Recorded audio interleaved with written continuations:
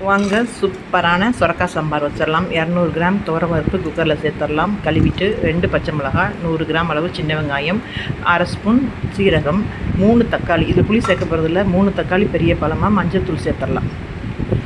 இப்போ அரிசி கழுவுன தண்ணியை சேர்த்துக்கிறேன். நல்லா கிண்டி விட்டுடலாம்.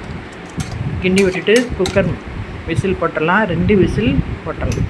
இப்போ 2 விசில் போட்டு நல்லா வெந்துருச்சு. இப்போ கரண்டியாலேயோ மத்தாலேயோ நல்லா கடைஞ்சி விடலாம். இப்போ நல்லா கடைஞ்சாச்சு. இன்னொரு டம்ளர் தண்ணி சேர்த்துடலாம். நல்லா கொதிக்கட்டும். கிண்டி விட்டுட்டு கொதி வந்தோடனே நறுக்கி வச்சுருக்க சுரக்காயை போட்டுடலாம். சுரக்காயை போட்டு 2 ஸ்பூனில், பெரிய ஸ்பூனில் 2 ஸ்பூன் வீட்டில் அரைச்ச சாம்பார் தூள் மட்டும் போடுங்க. வேறு எந்த தூள் போட வேண்டாம். இப்போ ஒரு சில்லளவு தேங்காய் சில்லு அரைச்சி அதிலே ஊற்றிடலாம். ஜாரை கழுவிட்டு அந்த தண்ணியும் ஊற்றிடலாம். சரி, தேவையான அளவு உப்பு போட்டுடலாம். இப்போ நல்லா கிண்டி விட்டுடலாம்.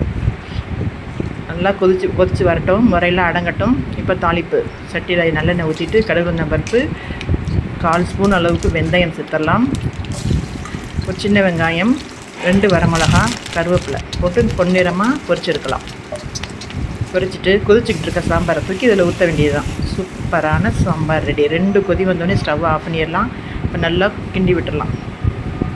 சூப்பராக இருக்கும். பார்க்கவே கலர்ஃபுல்லாக சூப்பராக இருக்கும். இப்போ கொத்தமல்லி தூவி ஸ்டவ் ஆஃப் பண்ணிடலாம். சூப்பரான சாம்பார் ரெடி. என்னோடய சேனல் பிடிச்சிருந்தால் லைக் பண்ணுங்கள், சப்ஸ்கிரைப் பண்ணுங்கள்.